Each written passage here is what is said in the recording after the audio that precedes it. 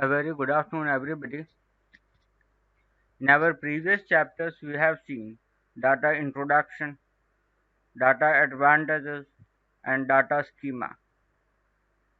In data introduction, we have just gone through about database, what are the applications of the database. Then in database advantages, we have seen what are the advantages and disadvantages of database. Then in instances and schemas, we have seen how is the design of the database is affecting and why it is very important. Design database schema is overall about the design of the database. Creating the design of the database is one of the most important thing and one of the important role of database administrator. Now we are going to look what is database DBMS data dictionary. Everybody is aware of data and we all know that data is very important. Similar wise, when data is important, it is also very important for all of us to keep the dictionary of the data. For example, now I will be giving a small situation. Imagine a situation that you are not very aware of all the words in English language. So in such situation, you refer to the dictionary. What is the dictionary? It is telling you about the word. It is not teaching you. It is not letting you know anything. It is just explaining the words, meaning of that word. Similar wise, data dictionary is a part which tells you about the data. It is not telling you about the data, but it will tell you about the data. What the data is, it's not telling. It is telling you, it is going to provide you all the information about the data. This is stored in metadata, which is known as data about the data. We can define a data dictionary as a DBMS component that stores definition of data, characteristics, and relationships. Data about data were labeled metadata. The DBMS data dictionary provides DBMS with all its self-describing characteristics.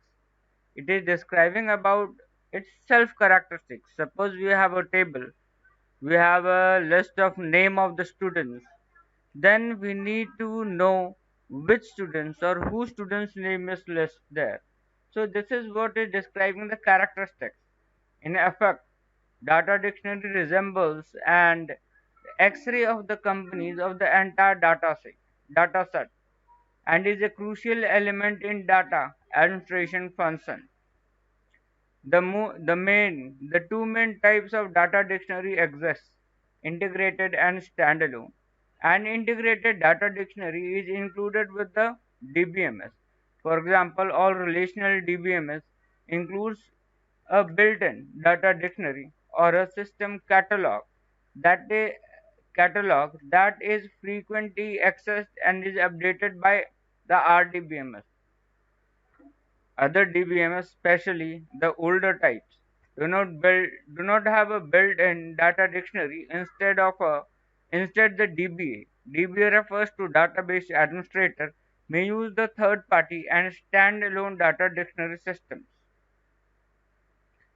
Data dictionaries can also be classified as active or passive. An active data dictionary is automatically updated by the DBMS with every database access, thereby keeping its access information up to date. A passive data dictionary is not updated automatically and usually requires a batch process to be run. The data dictionary access information and is normally used by DBMS for query optimization purpose. The data dictionary main function is to store the description of all the objects that interact with the database.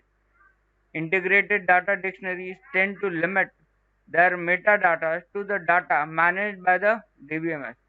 Standalone data dictionary systems are usually more flexible and allow the DBA to describe and manage all the organization's data, whether or not they are computerized.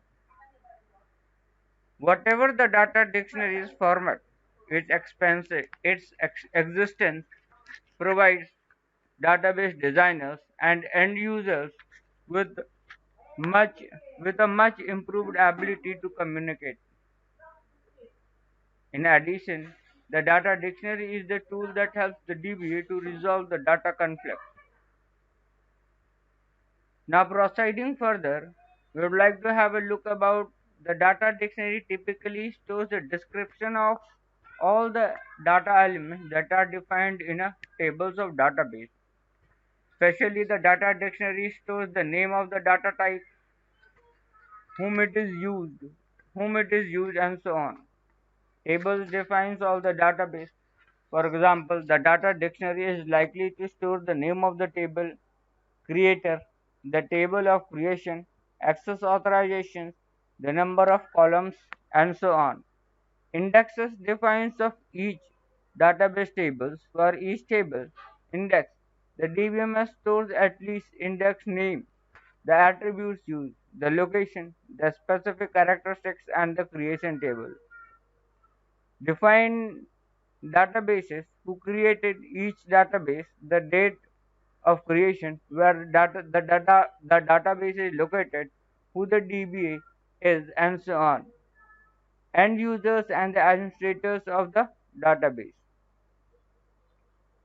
Programs that access the data, including screen formats, include report formats, application formats, SQL queries, and so on. Access authorization for all the users of the database, relationships among the data elements, which elements are involved, whether the relationships are mandatory or optional, the connectivity and cardinality, and so on. Cardinality are also discussed further in the chapters, which I am going to define in a better way. Now, when you have already explained about the data, information about the data is covered in data dictionary, which directs us to the data. It can also be taken as the index of the data, which leads us to the particular data. Now, most of these things are handled by the DB. DB refers to the database administrator. Now, let us have a look to a small introduction about C. This is a name of the database. In the name of the database, there are different tables inside the database. And using these each tables, you can see can now just seeing the tables you will never be able to define what are the data stored in which table. So for accessing we need a data dictionary which will lead us to the particular table and get the information. Suppose there are students in the database. Now we can see that these are the list of the students, so we just need to know which table is storing the name of the students. Every time we cannot enter the admin part and access the data. This is how now this is a situation where we are entering the admin part.